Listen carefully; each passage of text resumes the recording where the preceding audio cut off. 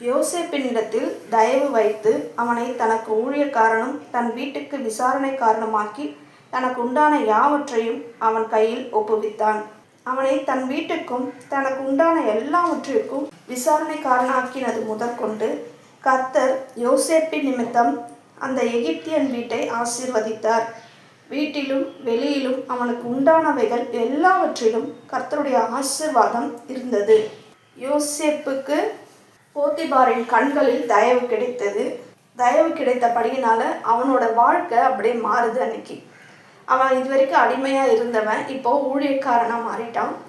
போத்திபாருக்கு ஊழியக்காரனும் அவன் வீட்டில் இருக்கிற எல்லாவற்றிற்கும் அவன் விசாரணை காரணமாக அவனை ஆக்கினான். அவன் வீட்டில் இருக்கிற எல்லாவற்றையும் அவன் கையில் ஒப்புவித்தான்.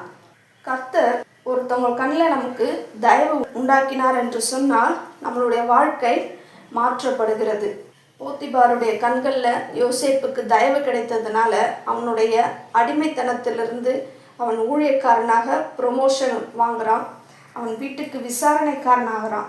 இதனால் கர்த்தருடைய ஆசீர்வாதம் அந்த எகிப்தியனோட வீட்டை நிரப்பினது. யாருடைய ஆசீர்வாதம்? கர்த்தருடைய ஆசீர்வாதம். அவனுக்கு உண்டான எல்லாவற்றிலும் கர்த்தருடைய ஆசீர்வாதம் இருந்தது என்று வசனம் சொல்லுகிறது. கர்த்தருடைய ஆசீர்வாதமே ஐஸ்வர்யத்தை தரும், அதனோட அவர் வேதனையை கூட்டார். அதுபோல எகிப்தியனோட வீட்டை கர்த்தருடைய ஆசீர்வாதம் நிறைத்தது. வீட்டிலும் ஆசீர்வாதம், வெளியிலும் ஆசீர்வாதம். எதனால யோசேப்புக்கு போத்திபாருடைய கண்களில் தயவு கிடைத்தது? ஏன் கர்த்தர் அவன் கண்களில் தயவு கிடைக்கும்படி செய்தார்? ஏன்னா யோசேப்புக்கு தேவனோடு கூட ஒரு உடன்படிக்கை இருக்குது. அவன் உடன்படிக்கை உள்ள மனுஷன். ஆபிரகாமோடு கூட என்ன உடன்படிக்கை பண்ணாரோ அது அவங்க சந்ததி முழுவதுக்கும் பொருந்தும் இல்லையா? அந்த ஆசீர்வாதத்துக்கு உரிய ஒரு மனுஷன் அடிமைத்தனத்தில் வாழலாமா? கர்த்தர் அதை அனுமதிப்பாரா? அனுமதிக்க மாட்டார். யோசேப்பு விருத்த சேதனம் உள்ள ஒரு மனுஷன், கர்த்தரோடு கூட ஒரு உடன்படிக்கையில் இருக்கிற மனுஷன். அந்த மனுஷன் அந்நிய தேசத்தில் போய் அந்நியனுக்கு கீழாக ஒரு அடிமைத்தனத்தில் இருப்பது கர்த்தருடைய சித்தம் அல்ல. கர்த்தருக்கு அதில் விருப்பமும் இல்லை. அதனால தான் போத்திபாருடைய கண்களில் அவனுக்கு தயை கிடைக்கும்படி செய்து அவனுடைய அடிமை சங்கிலியை அன்றைக்கு தேவன் உடைத்து அவனை ஒரு ஊழியக்காரனாக அன்றைக்கு உயர்த்தினார். இது எப்படி நடக்கும்? அடிமை சங்கிலி எப்படி உடைக்கப்படும்? அவனுடைய எஜமானுடைய கண்களில் தயவு கிடைத்தா மட்டும்தான் முடியும் இல்லையா? தயவு கிடைக்கணும்னா யோசேப்பு செய்கிறது எல்லாம் வாய்க்கப்படும். அப்போ அவன் செய்கிறதெல்லாம் வாய்க்கும் போது நிச்சயமாக போத்திபாருடைய கண்களில் அவனுக்கு தயவு கிடைக்கும். அப்போ அவனை தனியாக பிரித்து காட்டுகிறார். மற்ற ஜனங்களிடத்திலிருந்து யோசேப்பை தனியாக பிரித்து காட்டுகிறார்.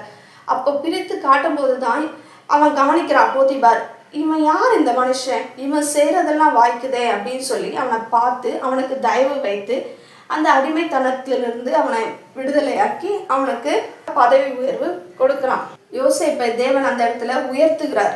ஏற்கனவே அங்கே நிறைய பேர் வேலை செஞ்சுக்கிட்டு இருக்கலாம். அவங்களுக்கெல்லாம் கிடைக்காத தயவு யோசேப்புக்கு கிடைக்குது.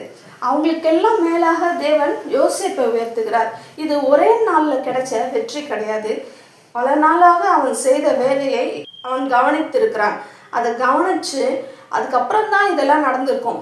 ஒரே நாளில் யோசேப்பு அடிமையாக போய் எல்லா வேலையும் சக்ஸஸ் ஆச்சு, அதுக்கப்புறம் உடனே அவன் போத்திபார் அவன் வீட்டுக்கு விசாரணைக்காரனை ஆக்கிட்டான்னு சொல்ல முடியாது. இதுக்கு கொஞ்சம் காலம் எடுத்திருக்கும். அதுக்கப்புறம் தான் அவனை கர்த்தர் அந்த இடத்துல உயர்த்துகிறார். அப்படி யோசேப்பை உயர்த்தினபடியால் கர்த்தர் எகிப்தியன் வீட்டை ஆசீர்வதித்தார். வெளியிலும் ஆசீர்வாதம், வீட்டிலும் ஆசீர்வாதம். கர்த்தருடைய ஆசீர்வாதம் அவனுடைய வீட்டை நிரப்பினது. யோசேப்புக்கு அவனுடைய எஜமானுடைய கண்களில் தயவு கிடைக்க பண்ணின தேவன் இன்றைக்கு உங்களுக்கும் உங்கள் எஜமானுடைய கண்களில் தயவு கிடைக்கும்படி செய்வார்.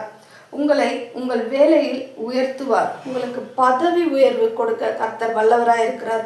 அது மட்டும் இல்லை, உங்களுக்கு சம்பள உயர்வை கொடுக்கவும் கர்த்தர் வல்லவராக இருக்கிறார். எப்போ நாம் உண்மையாய் கர்த்தருக்கு உண்மையாய் உத்தமமாய் ஊழியம் செய்யும்போது, அவர் பார்க்குற மாதிரி நம்ம வேலை செய்யும்போது கர்த்தர் அந்த வேலையை பார்த்து உங்களை ஆசீர்வதிக்க வல்லவராக இருக்கிறார்.